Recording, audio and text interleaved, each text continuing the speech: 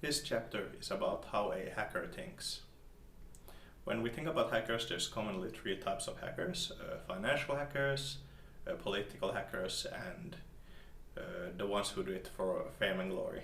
The financial hackers only do it to gain money by selling off information, while political hackers can do it based on their opinions about a subject or their political views, while the ones who do it for fame and glory can do it for either showing off that they found a vulnerability and are showing it to the developers, or just to show off that they can actually do it.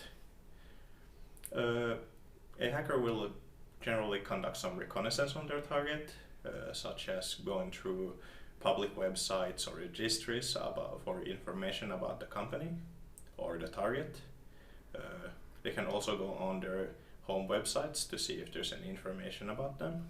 They can also conduct some social engineering, such as visiting the site as a, let's say, cleaner to gain access to the site. They can also do dumpster diving to look for credentials. They can conduct IP address scanning, either from the WAN or LAN side, depending on their access.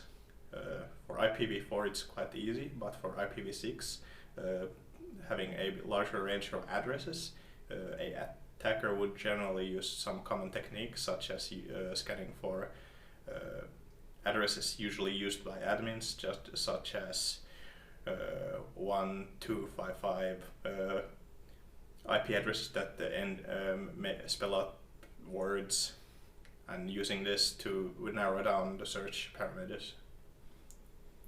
They can also do port scans for both TCP and UDP. TCP uses three-way handshake, while the UDP just sends a message if a connection is possible, and by doing this they can figure out which ports are open. For DNS and reverse DNS lookups, a attacker can find out information about the domain and the IPs related to the domain or the other way around. With DNS whois, they can find information about the domains and who they are owned by. For disruption, attacker will use a denial of service attack. This can be done by either using a amplification attack or a DDoS, which is a distributed denial of service attack. This could be used by having a botnet or various devices that are attacking the network at the same time.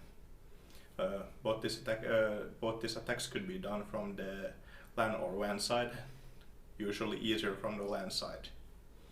VLANs can also be DDoSed physically, but it's usually not only good for gaining access to the VLAN by tricking users to join your own VLAN. Intrusion can be done by infecting a device, by either using spears phishing, watering hole attacks, or infecting a bring your own device and just hoping that the user brings it to the target's place. When intrusion has actually occurred, the attacker will generally start to privilege escalate, unless they are the root user. Privilege escalation is just escalating your privilege, because a normal user usually can't do everything, but a root user can, so a attacker will try to get the root user's privileges. After gaining root privilege, the attacker will generally start dumping passwords and hashes and start unhashing them by using a cracking program such as